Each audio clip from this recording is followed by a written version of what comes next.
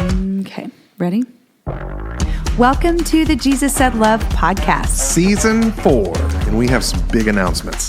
The podcast started as an extension of our work and ministry with survivors of sexual exploitation and trafficking. However, these conversations exposed a broader cultural issue impacting Christ followers. So starting in Season 4, this podcast will attempt to explore the big question: how do we live and love like Jesus today? We are moving the podcast under the religion and spirituality category to explore the wide context of Christ following. So please share this show with others. In this podcast, we will give space for conversation, compassion, and courage as we seek to love God and love our neighbor. Lastly, we're looking to grow our support as there has been no budget for this podcast. So if you listen to the show, would you consider supporting us even at $5 a month by going to JesusSaidLovePodcast.com. Supporters will get bonus content and savings on resources like books, products, and conferences, and raw live video footage of the recording. So, how do we live and love like Jesus? Let's find out. All right, here we go. Hello, darling. Oh, hello. Hello, Brett. Are you Well, I'll let talking to you me or figure out who I was talking to, because I just happened to look up. Out my window and realize it is a gloomy day here in Waco, Texas. And for some reason, I felt country music. It is a gloomy day in Waco. And "Hello, Darling" is the greatest beginning of any country song in Texas. Hello, darling. I've been to Waco, It's Texas true. like That's 7 true. times. Well, You have? I have tons of friends in Waco. What? Sorry. Well, I bet they don't know you're on the podcast. Well, now you yet, got 2 so more, that's so let's exciting. go. Come back. Let's party. Excellent. That's awesome. That's awesome. I'm so excited to be here with our guest today. It is Carlos Rodriguez, and let me tell you, the Happy Givers, if you're not following his work, you're going to want to just go ahead and, as you listen, start following all the beautiful stuff that they're doing, because I have all the questions That's today.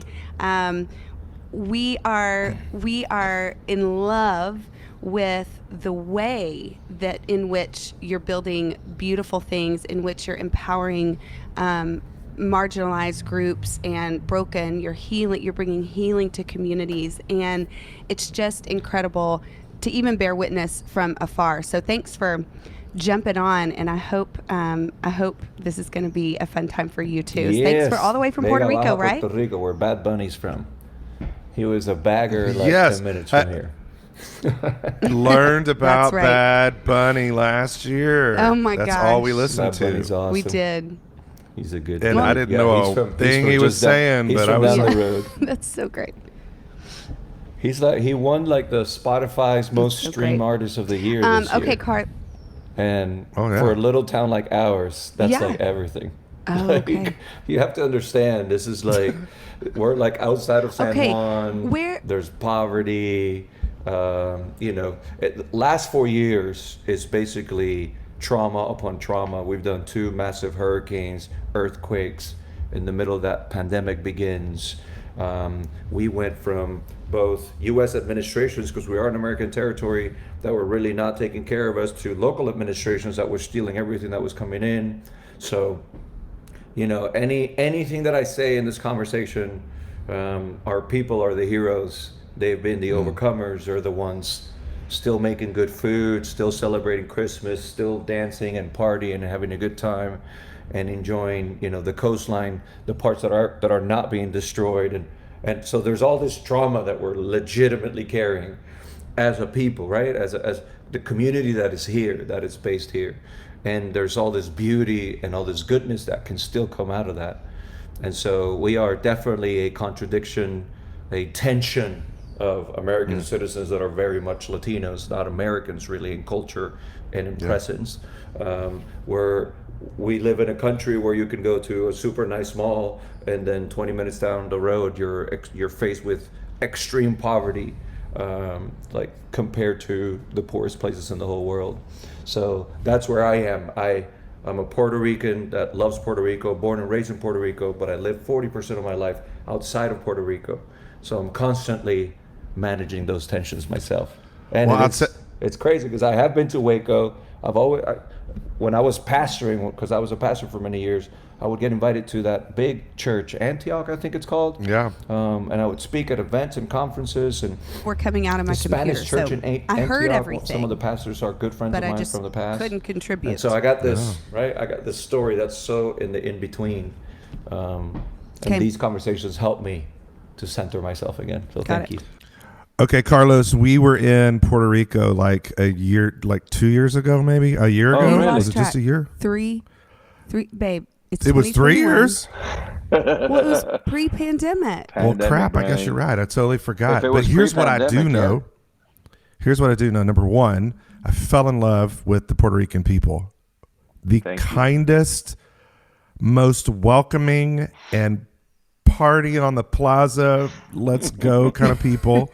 Number two, we were there when y'all were having I think there was an outgoing governor and everybody was down on the center waving flags. You were there. You were so here. my daughter and I, we got up on the barricade thing and waving flags, and they were like, "Look, they're from Tech. Give them a flag." And we're like, "Viva Puerto Rico!" No. It was amazing. And the last thing I'll say is what we brought back with us was pincho. Yes. The pincho. Actually, that's lunch when I'm done here. Some pinchos. And our daughter, who loves to bake, came back with an obsession in Mallorca. She wanted to know. She had to know how to make the Mallorca. So she was Where practicing. did you guys stay? So we were at a little church between Catalina and Trujillo Alto. Trujillo Alto, yeah. My parents live in Trujillo Alto. Okay. And it was the Metropolis Church, Baptist Metropolis. Iglesia Baptista de Metropolis. Metropolis, yeah. Metropolis, the actual place. That's awesome. Okay. Jesus Garcia was the pastor. I know the church. I don't think we've met with the pastors, but I know where, and that's awesome. How random and lovely. Yeah. Well, it's great. We have actually one of the women that we met in the clubs years ago in Waco, Texas. So this is how incredible connections are. It's just weird.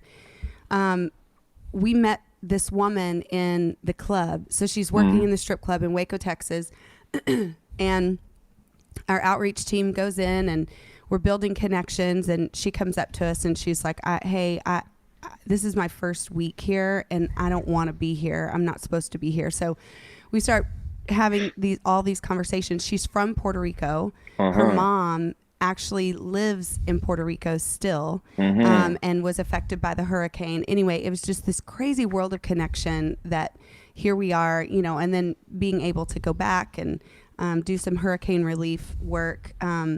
It was just incredible. The resilience sounds like cliche. I feel like people are throwing that word around a lot for the culture, but I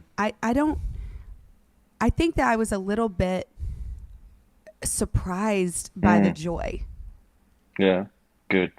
Of the people. Yeah. And I just was amazed at how hard they had been hit so many times by hurricanes. The government is collapsing. There's all this political tension happening, even back in the States. And do we want to be a part of what's going on in America? I mean, the whole thing.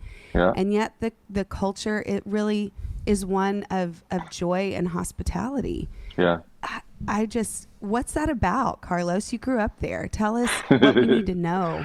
What can we learn as just these privileged, white Americans? Like, what do we need to learn? What do you want? What do you want the American church to know? I was raised. You got a book coming out, flipping tables or something. I'm working on it.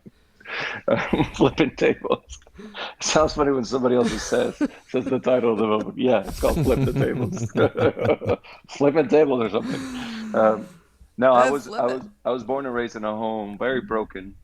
Both my parents in their second marriage, their marriage collapsing, and they found a way for me to never call my half sisters, for my dad's ex-wife to be involved in my life because she's the mother of my sisters, and I call her to this day Mama Belinda, different to my mom, Mama. My mom's ex-husband, he's in all the Christmas photos just as much because he's the dad of my sister number three. And in the midst of turmoil and difference of opinions, difference of expression, we were always welcomed at the table. And that's why the story of Jesus outside of that makes no sense to me, where we draw lines to exclude people, even the people we would dislike the most, even the people that I feel comfortable challenging, right? There's still always place at the table for them. And hopefully part of that is the gospel was being preached in the most broken place, which my family, without it being labeled the gospel. And my parents were doing that by, again, being borderline on their second divorce, but always welcoming the family to the table. We were intentionally coming together, sitting together, eating together, talking. Arguments would happen, whatever, but the table was always open and there was always a place. So, it made no sense to me when I was pastoring in America. I pastored in Raleigh, North Carolina for 10 years, for the table to be this place you either pay your way in, or you believe your way in, or you earn your way in, whether by the right thinking or the right doing.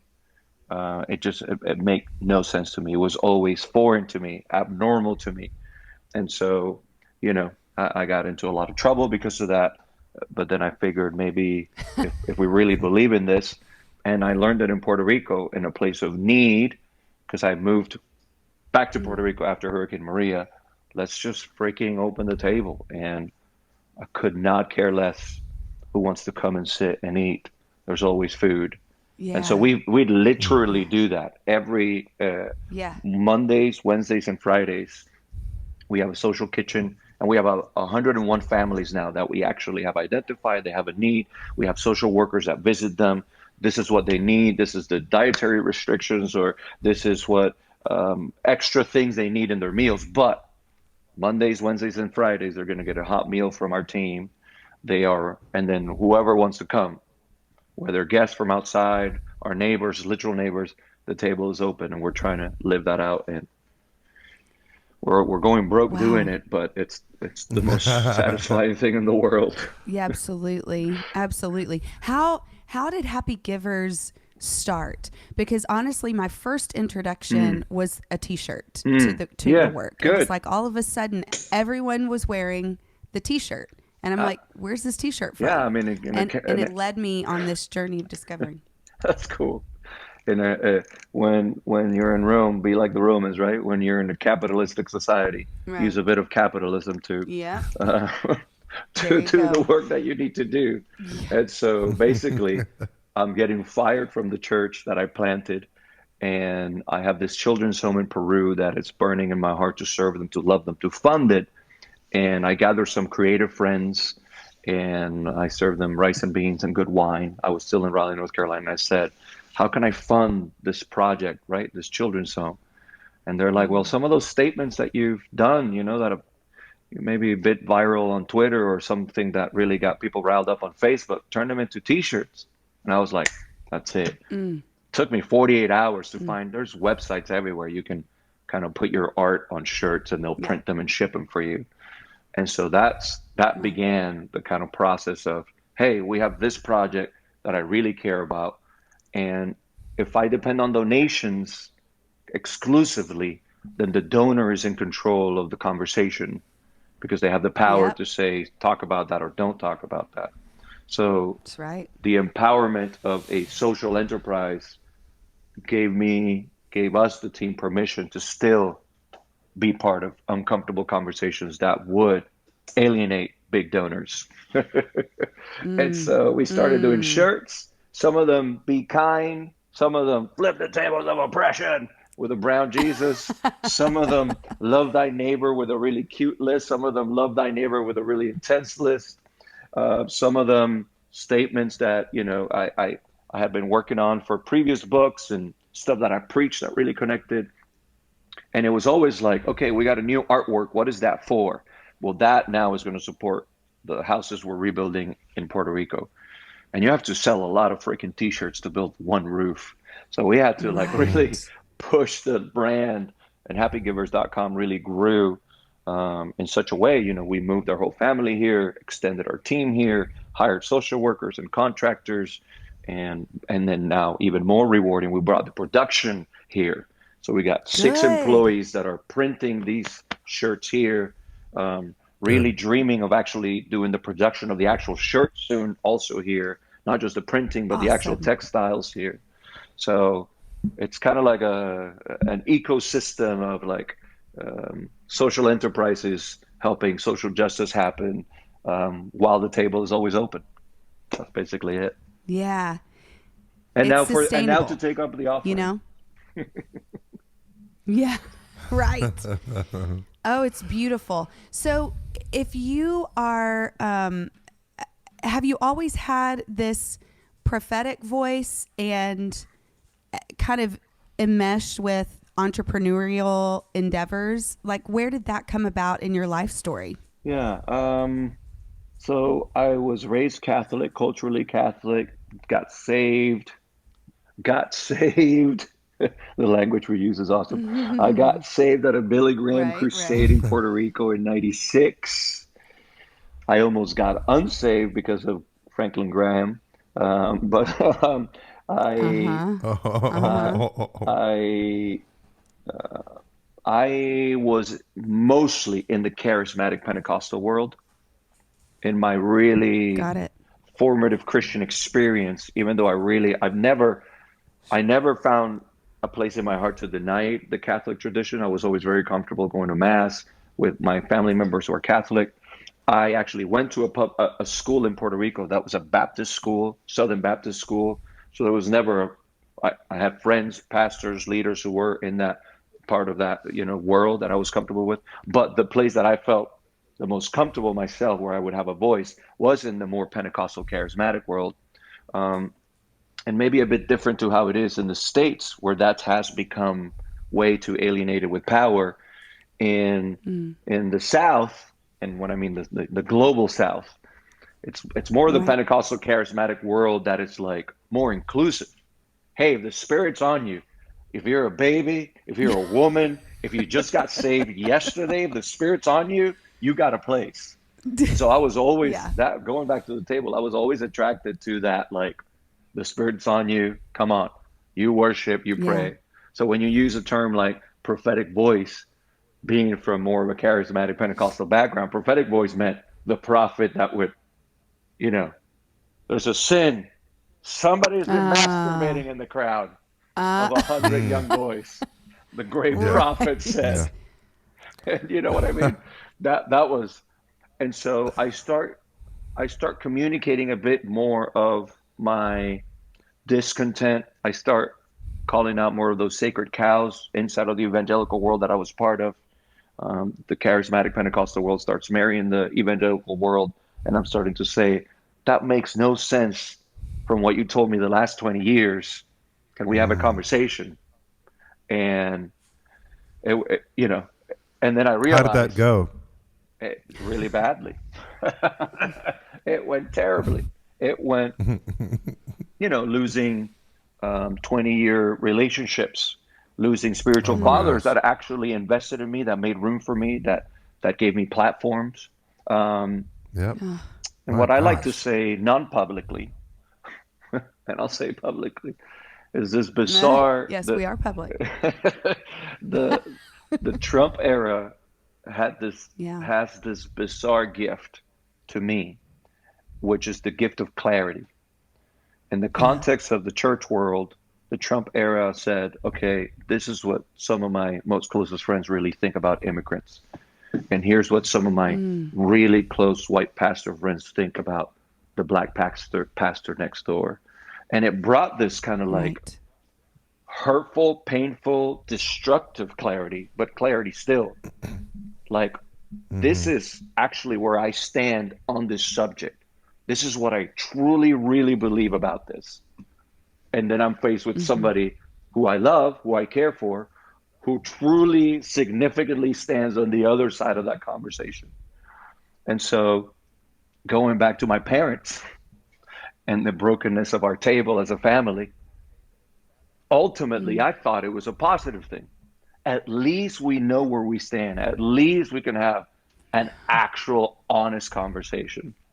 Because my first 20 years inside of charismatic evangelical Christianity in America, it was all facades and masks and performance and the lights and the stages. Whereas then comes this wave of clarity, if you can call it that. Like, oh, wow, that's really what you think about Puerto Ricans as American Yeah. citizens. Oh, Right. you, it's not like a dramatic thing. It's not like a hyperbole thing. Like, oh, we are actually not going to get help. We're actually not getting the Right. medications we need.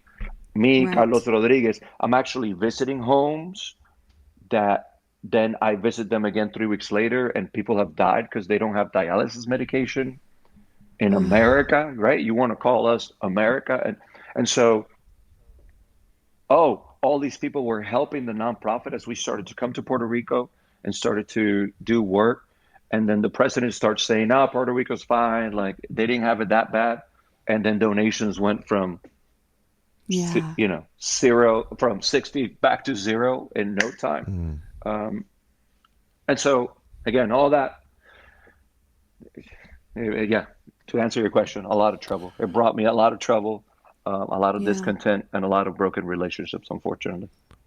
I'm sitting here and my gut is like in knots at such the similarities that we have, Emily and I have walked with, having the explosion of these ideas that we were taught, 20 some odd years ago, purity culture and that bullshit that we are seeing affecting marriages today, like good intentions, but Sure. really poor execution. Like Sure. if God's not going to kill you for that. So anyway, all that to say, it's been sad and tragic to lose 20-year friendships over some doctrinal things. And so you have a shirt that says people over profit, and I've just been thinking about this thought, people over doctrine. Like how can we Yes. choose Yeah. that Jesus is over doctrine, and so to like take these stances that then you're like willing to get up from the table and never return again because you just don't Yeah. believe like the person across from you is Yeah. so anti-Jesus. It's wild. And so It's wild. I think my question, how do you reconcile that? Something that is, I would consider traumatic in my own life, bordering, maybe it is spiritual abuse at some points along the way. But how do you reconcile that I want to come back to the table still? Because most people would be like, birds up, we're out. Yeah, and I don't blame those people. And that might be at that moment, birds up. That might be the holiest thing for them at that moment to have permission to even process that, right? That might be Jesus himself right there.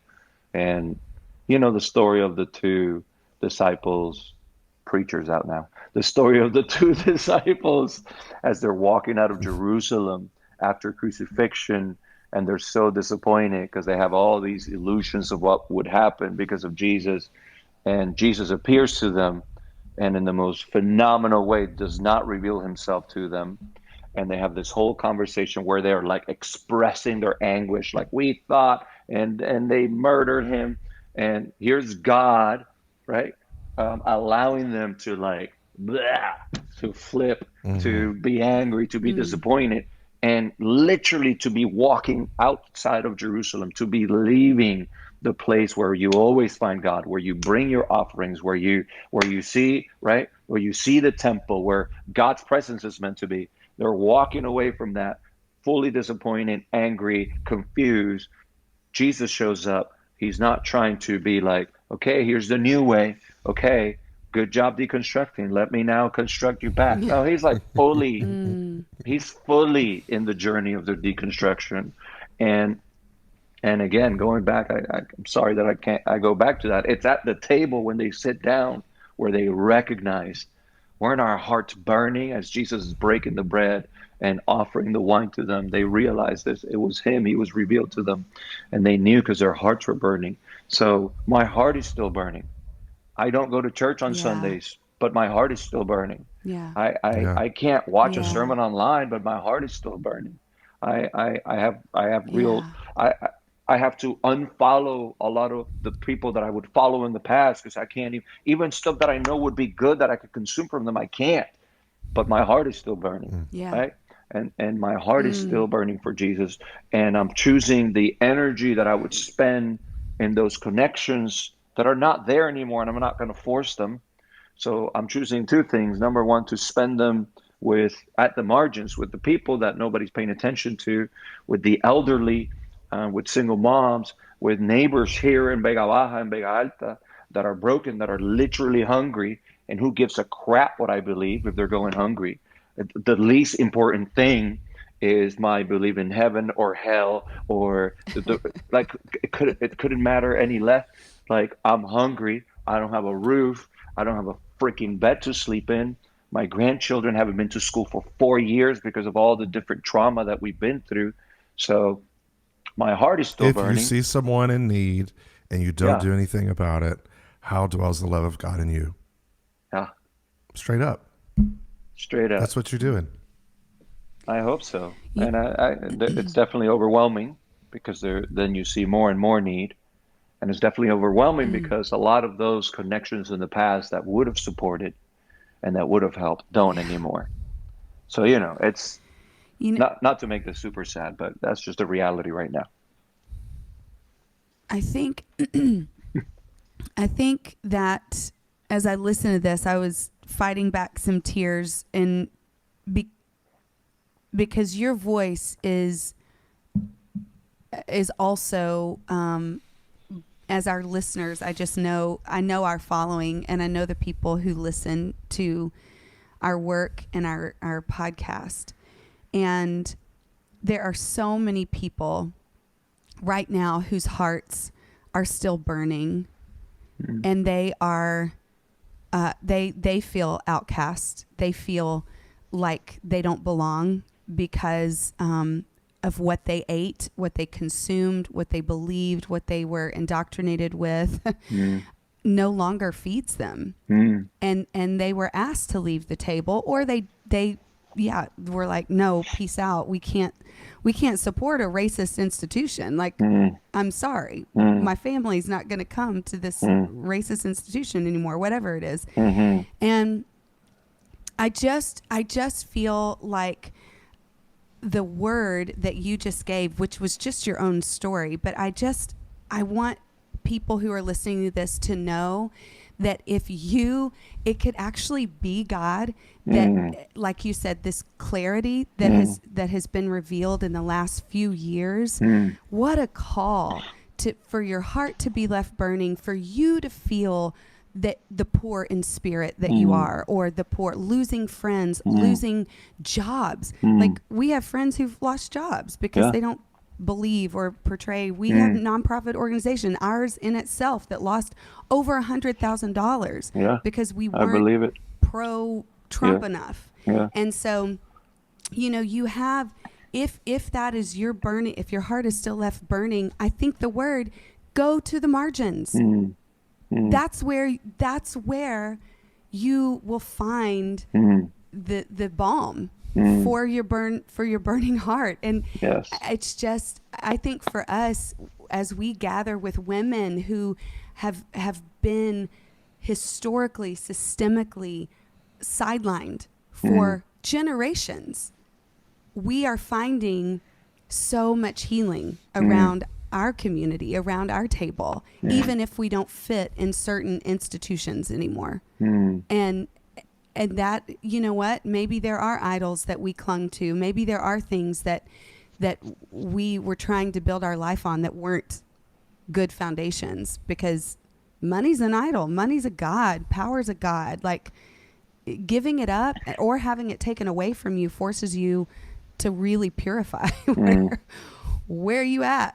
You know, where are you at? Man, sorry, I got a little preacher there, but Second offering. I I resonate. I resonate deeply. I want to know a little bit about this table that you're building, and metaphorically, literally, quite literally, you're feeding people, but you're doing a lot more than just that. Did that just slowly evolve over time, or was it ideas, needs from the people, and you just said, we're in, nobody else is jumping in, let's go? Yeah. What all are you doing, and how did it happen? Thank you for asking. Yeah. So I do have the benefit that I am from Puerto Rico. My first language it's not Spanish, it's Puerto Rican. Uh, and There you go. that I am actually a local, leading local work, even though we're fortunate to have kind of a bigger audience than just a local audience, which I know it's a privilege for us as a nonprofit, to have that kind of like exposure. We've been fortunate at that for sure. But I'm just a local dude. Like, this is my community. This is where I live. This is where my kids go to school. This is where I shop. These people are my neighbors, and so we have the benefit of dreaming beyond the one mission trip for those 10 days that we got to get Christians really Yeah. busy for 10 days for Right. the photos and for the Right. stories to go back home. We can actually dream of what it could be 30 years down the line. What could our crops be 30 years down the line? What could that corner that we just bought be? What are the needs surrounding us? So basically, we feel like we're a bridge. And sometimes that word can be misused, because the problem with bridges is everybody walks all over them. So we want to be an intentional bridge, where we're exposed fully to our community's needs, and it is our community that's telling us what we should be doing, as opposed to us coming, parachuting in, saying, we have all these training and all these ideas and all these godly revelations about what you guys need. That never works. That kind of savior mentality is 100% ungodly in every single way. So coming in to Yeah. serve, and not just serving with a posture of service, but actually serving with strategy and with intentionality and with a dream that's longer than 10 days. So we Amen. came after Maria. There was a water crisis, so we gave away thousands of water filters, teaching people how to do that kind of double bucket water filter that you can get water. Water crisis is kind of finishing. We've been all over the island. That opened tons of doors. What's good news? Because the gospel literally means good news. Good news to somebody that doesn't have a roof, which at that point was more than 300,000 families, is building Wow. roofs. So, okay, we're the bridge. All these people want to help. All these people have this need. Let's start bringing people, contractors and carpenters and whatnot, and let's start building roofs. As we're building those roofs, it's like, wait a minute. Do we want to like bring people from the outside to do it when we can hire local people to do it, and we can use our local resources to do it? And so in the relief response, you then discover the development plan. In the Jesus feeding the hungry, you discover, okay, actually, it's the disciples that can feed them. And then it becomes the standard for the church in the book of Acts. We share everything we need because we need to feed everybody, right? So there's the relief, which is at the moment what needs to happen. I totally believe in that. And I have to say, the evangelical church is actually good at that. Samaritan's Purse was here when I had a lot of my more progressive friends complaining about the lack of response, which I appreciated them using their platform for that. Samaritan's Purse was here, building houses, giving Yeah. out food, doing the work. So the evangelical world, I've seen it be good at like the relief Yeah. for whatever Yeah. reasons, and we can talk about the theological implications of that, right? The trying to get people saved while they're feeding them, whatever. That's not helpful. Right. Right. But really, the response to relief needs to be development, because when it happens Yes. again, how do we respond?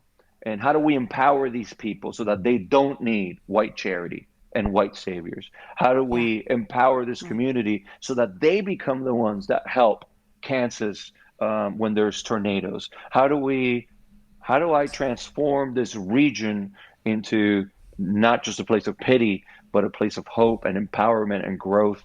And so that's what we're trying to do. Finding needs that need response at the moment, and will respond at the moment, no questions asked. That's why we're the happy givers. Our joy is to respond to the need at the moment. But then how can we turn that into an opportunity for, hey, here's a job that this mom can solve this person's need. She can earn some money. We can find some funds. And that's kind of like the equation and the formula that takes a lot of work, a lot of intentionality, Yeah. and a lot of money. Oh, yes, it does. What is your, you also, I just noticed, have e-courses that Yeah, people can do. Is that yeah. right? Did you So just launch that? yeah, I've been doing webinars for years, and those have always had a great Okay. response, and that's been helpful to finance the nonprofit. Basically, we're just Mm-hmm. constantly finding ways to make money to feed the nonprofit. Yeah. Um, and so we're kind Yeah. of like I'm redoing all the stuff that I've done in webinars. I'm redoing them as e-courses because for anybody that wants to start a nonprofit like the one we started, wants to learn from the good, the bad, and the ugly, and the horrible that we've learned from. Anybody that would like to start an online store to kind of fund something that's meaningful. Mm-hmm. Anybody who would like to write a book, whether self-funding, self publishing, or trying to find a publisher. Things that I've walked already through that I'm not just going to wing it. I've actually Mm-hmm. have experience in it that I could maybe provide. We're launching new e-courses to help people do that, and intentionally because we're actually doing that right here. Like we built this. This is a container that we built this year, which is part I of our love it. our our future building container homes and like shipping containers. And Yes. we're hosting a Yep. micro enterprise training center here. So a lot of the content that I'm using online to get money and people train, then using those funds to train local people to be successful here in Puerto Rico. That's great. Yeah. Can you give us a little, and I'm kind of working my way backwards here, but I'm just curious about uh, what are, what does poverty look like statistically in Puerto Rico or in your area? That's a good Women, question. children. Yeah. Yeah. What are we looking at when we look at Puerto Rico? Yeah, right now we're looking a great exodus in the last 4 years of tradesmen, tradeswomen, young people who are capable, young people who have studied, young people with degrees. About 500,000 Puerto Ricans have left the island because of everything that's happened. Um, then you have the cultural thing Yeah. with the older people. They'll be like, "I'm gonna be fine. I love Puerto Rico. You go ahead, and I'll see you in Boston one day. You go enjoy Orlando, and I'll stay back here." That's a very cultural thing. And then third, you have a system that has been crumbling, crumbling, crumbling. We unfortunately have a fiscal board established by the U.S. government that is running our finances. Um, a group of men and women who really they're not Puerto Ricans who care about Puerto Ricans. So there's austerity measures left, right, and center. There's way less services, educational services, hospitals, urgent care centers. That's like a non-thing here. And so you add on top of that the Mm. pandemic, and so poverty in Puerto Rico looks a lot like the elderly living by themselves, a massive mental health crisis that is manifested dramatically in hoarding because we've lost so much so drastically, so Interesting. quickly. It's like, how can I keep what's left? Um, my family has left. The hurricane took this, the land is given in, and so yeah, we are unfortunately on a weekly basis finding family, and when I say family, it could be an elderly person living by themselves, an elderly couple, a single mom, maybe a single mom living with her mom, taking care of three kids, and so it's unemployment rates in the 30%, right? So in our Mm. community, and a lot of that, the talent leaving Puerto Rico, and nobody's blaming them. Like I get it. Hey, you can make three times the money and a comfortable job in Orlando. God bless you. I'm Yeah. not gonna I'm not gonna in any shape or form criticize you for that. But the reality is, there's less and less services, more and more need, and with the elderly, it's not like they're gonna get better because you take care of them. They're elderly. They're gonna get older and they're gonna have even more needs. So yeah, that's that's What that's is what the we're system? encountering. What is the government aid system in terms of like um, Medicaid over here, or what kind of care do the elderly have, or disability? Do they have any of those things? I think I'm also just confused at how America, like healthcare, is Puerto Rico its own thing? Do we help with that? What's going on there? Can you tell me? Because we haven't figured that out yet. I know. It's been hundreds of years of trying to figure it out. So basically, we are like, if it was a state, we have our own governor, our own constitution. Now, different to a state, because we are a colony of the United States of America. We can't vote for the president. We don't have representatives in Congress that can vote. We do go to wars as U.S. military, and we get taxed. So that there's a kind of little known statement somewhere without representation. Yeah, you've heard of that one? Yeah, there's that. I think I heard about it. The white people fought for that. Yeah, that thing. God almighty. Anyways, so because of that, everything that's a good, wood, food, anything that's imported to Puerto Rico, it's called the Jones Act. It's already taxed in an American port before it comes to Puerto Rico. So everything's between 22 to 48 times more expensive in Puerto Rico than in the States. The same item, the same car, the same whatever. So it's way less income, way more expenses. And we do have some federal funding for Medicaid. We do have FEMA, right? But when your starting point is $130 a month, that's your income, and $400 on your expenses just to live on government housing and barely make ends meet, then when you have a crisis on top of that, it's just brutal. So yeah, we have and I would imagine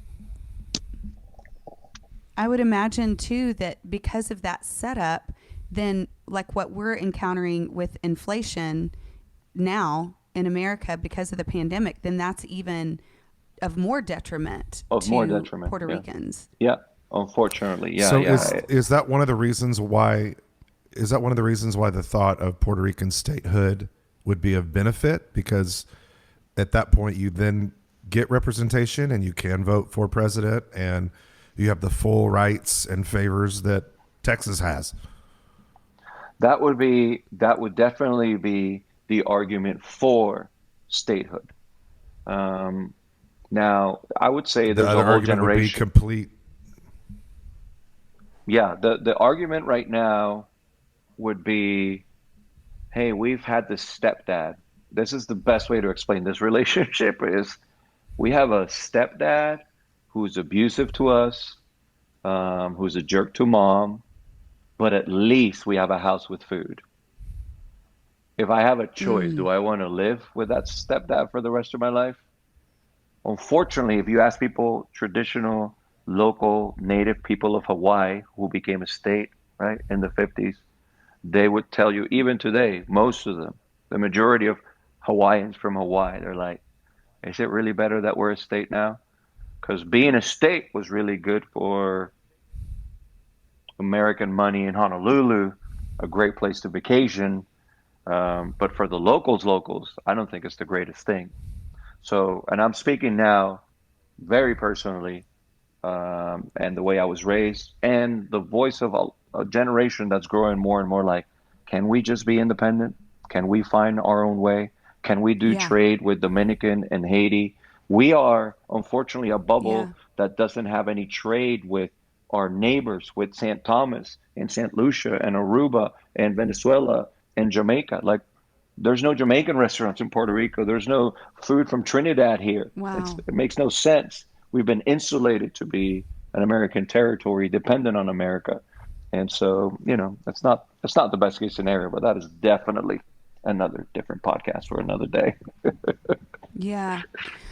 Well, I think it all, yes, it's so long and complicated, but I think it does give context to why the need is so great and why it is a statement for you to return.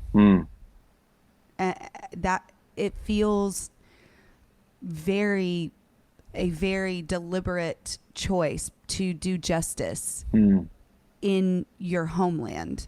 Thank you.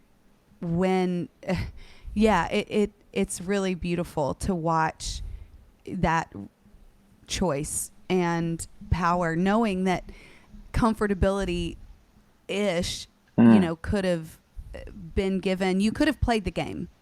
You could have played the game for a long time. Listen, I have played But the something game. in your soul said no. I have played the game. I hate the game, and unfortunately, I still have tendencies towards the game. I'm not going to pretend like I don't. Sure. And I was literally releasing my second book, Drop the Stones, Barnes and Nobles in Durham, North Carolina. The big picture of me at the entrance. Tons of people came out to see. I'm reading a few of my chapters in a deep voice and a microphone. I have a line of people, and I'm signing their book and asking God for a word for each of them. I can freaking play the game. And that very night, Hurricane Maria destroyed Puerto Rico, the very night of my book release. And my parents were with me, supporting me, and they were with me in North Carolina.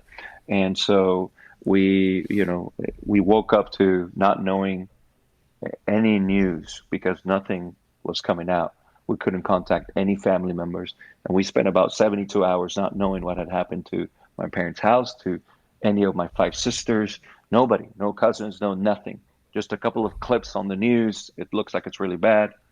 All that to say, I had a phone call about 3 days after that from a friend who used to be a missionary in the Middle East, a man that I truly respect. He's a good friend. So he had the right to call me and leave me the message that he left me. There was a lot of swear words and a lot of righteous anger. And he's like, don't you effing waste your life selling that book or pretending like that book matters. Don't you waste your life letting the publishers tell you what church you need to go preach on Sunday. Don't you waste your life. You go do what you talk about in that book in Puerto Rico. You go to your people, do whatever it takes, cancel everything you need to cancel. Wow. And it shook me to the core. And I'm glad for friends like that, that knew the temptation, that knew the mask, that knew that way, which he himself had taken multiple times. And it was like, that was it. I just like, yeah, F it. I'm just going to Puerto Rico. And I started planning trips. People started calling me. Money started coming in. We started selling T-shirts, the Love Thy Neighbor for Puerto Rico. And, here I am. Wow. And you're married and you've got 3 kids. Yes. Lovely. So what was that conversation like? My wife's from England. And we lived in Puerto Rico together before pastoring in Raleigh, North Carolina. So she was happier than me to move back to Puerto Rico, even though there were power outages all the time. And even though we had 3 kids that, 5 sisters, tons of nieces and nephews. So for them coming to be with the cousins, even though there was no schooling happening, even though the services were, not one traffic light worked, they were more than happy to be with family. And going back to the very, very beginning, like when you got family, when you have a community, when there's a meal to be shared, when you can rely on each other, and in the midst of legitimately being different, politically, theologically, whatever, the table is open and we could be for each other. It was a no-brainer to come back. And it's been hard. Like, I'm not going to pretend. It's freaking hard. We didn't have electricity all day yesterday. We're talking 4 years after Maria. We couldn't do work as a team. I'm one of the ladies that we serve last week. I shouldn't say I have favorites, but she is my favorite. She's on a wheelchair. She lives in government housing here. And I love just going to take her meal and sitting with her and talking with her. Her son came out of prison a couple of weeks ago. The drug lord of that community wanted him to work, and he said, no, no, no. And so last week, that drug lord just pushed him into his mama's house and in front of his mom just shot him 27 times. It's a home that we go to. These are people we serve. That's like the 4th time somebody in our community has been murdered in the last year. And so, this is where I drive with my kids, and this is where we go shopping, and these are the people we go visit, and we're trying to do a Christmas party, and now it's like, well, now we got a funeral to go to. And so it's not easy. I do live in the Yeah. Caribbean, and the beach is 2 minute drive. Um, but it is freaking hard, and there is a lot of freaking need. It And is. not being in the center of a media conversation, it means we feel forgotten for sure, and pushed to the side of all the other Yeah. narratives that seem to be more important. So Mm. here we are doing the work and finding joy where there's joy to be found.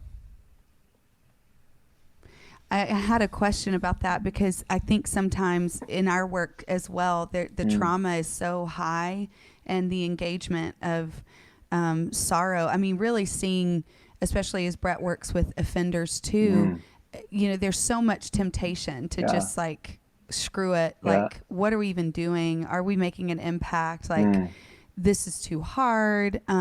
Or it's okay if I'm gonna be in this, then the temptation is to relieve or cope in some maladaptive way that's not healthy. yeah, that's good. Whether it's eating too much, drinking too much, Yeah, whatever. yeah.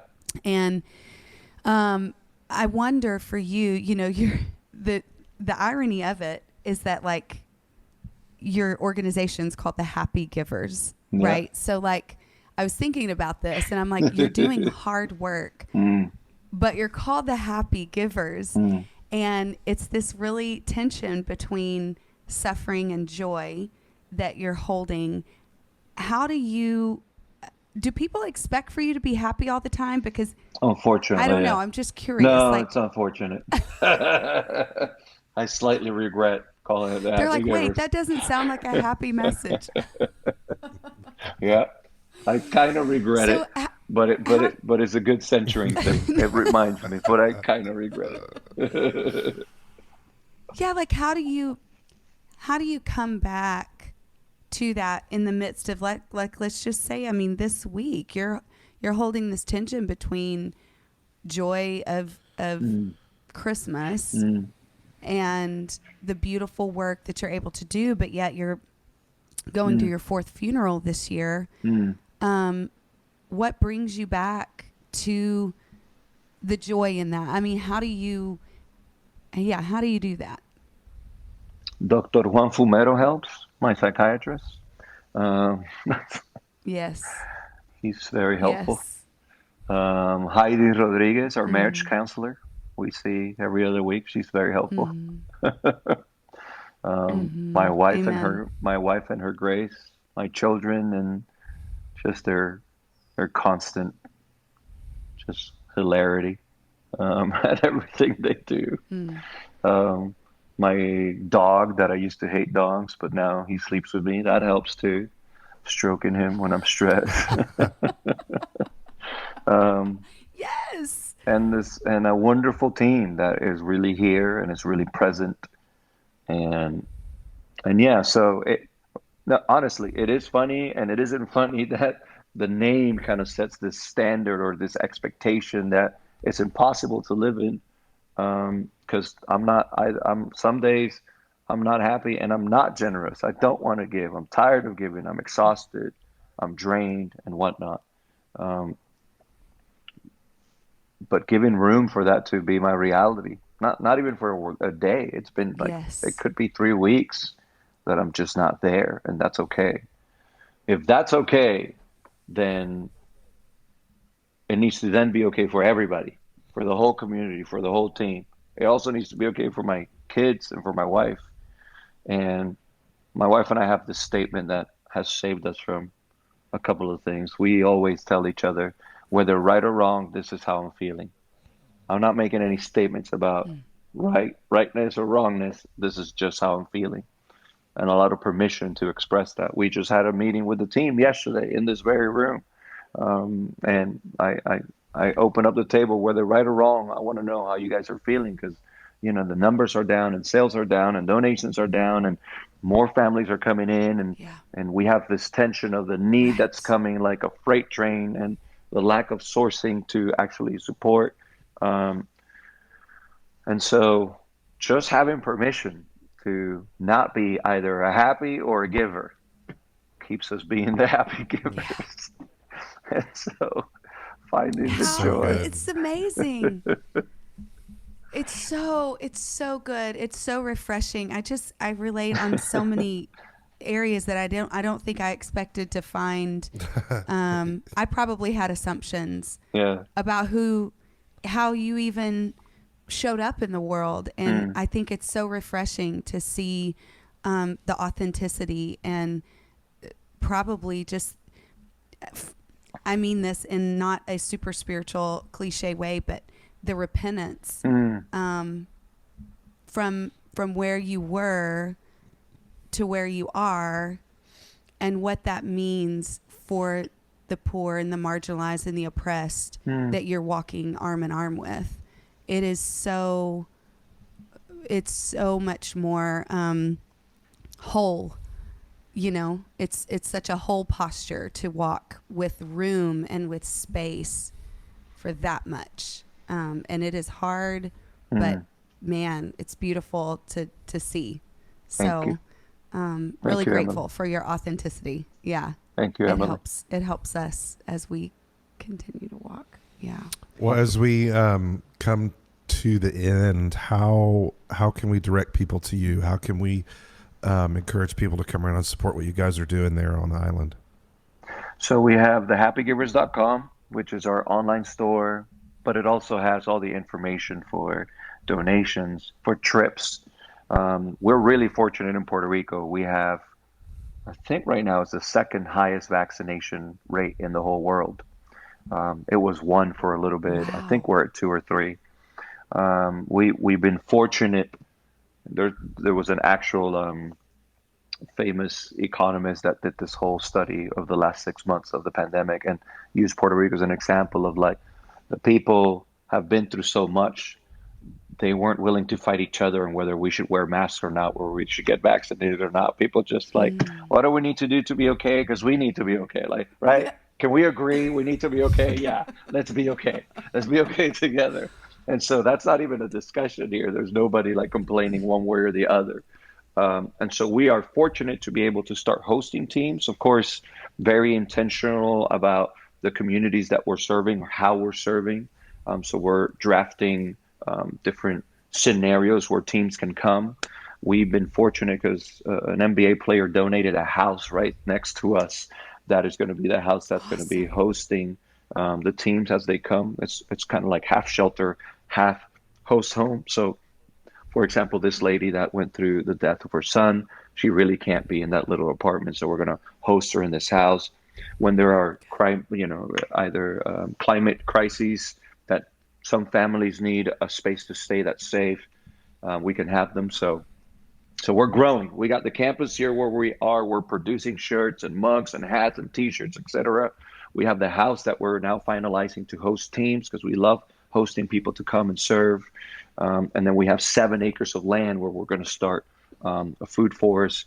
It's already a sod business, which is great because that's funding the nonprofit, and we're hiring people that usually can't get jobs in our area. We have a place where we can hire them and give them dignified work. They feel good about it. They're part of our ecosystem. That's also really helpful. So there's tons of projects happening, tons of movement, but supporting us financially, buying a shirt or just giving up a straight donation, or actually planning to come with a team that would be helpful, not intrusive, that would be awesome. Mm-hmm. All of it is welcome. I'm ready to go. Brett, I think we have a team ready to go. We got to go back. Of women who have been through it. Oh my gosh. And who are ready. Oh my gosh. We got a team of survivors who would come and love to learn. Oh my gosh. And bro, you got to see my salsa. Wait, you're cooking salsa or you're dancing butt salsa? Which one? Oh no, my dancing salsa. Our team could dance as well. That would be awesome. Now I do make a good salsa as well. I can bring my Texas hot sauce. That'd be great. No, but honestly, I'm not trying to be cute. Like, the whole purpose of that house is to be able to host teams. Really intentional. These are the days that we're coming. Our social workers got all the files. these are the three families we're seeing. These are the needs we're providing for. This is how we're doing it in a way that is dignified, that's honoring, that is not intrusive to their way of life or kind of the flow of our team. So we're trying to like honor both our community, the individuals, and even us as a team. And so that when teams come, it's seamless, it's helpful, it's joyful. There's none of that savior mentality. They're coming to serve and to serve in a like strategic way. So that's why the house is there. So please do come. Seriously. It's beautiful. I'll send you the budget, the dates, and everything else. Let's do it. Yeah. Let's do it. I hope that the people listening to this who maybe aren't familiar with the Happy Givers will check out their work and will follow Carlos Rodriguez. But get ready. His Instagram posts and tweets are not for the faint of heart. So get ready for your heart to grow and to be challenged because his voice is a very truly prophetic voice. Not in the way that maybe we grew up learning about, but it is a voice that is worthy of listening to. So that's nice. Thank you, Carlos, for joining us yes, today. Thank you so awesome. much. My pleasure. Thank you guys for making room for me. We'll be in touch.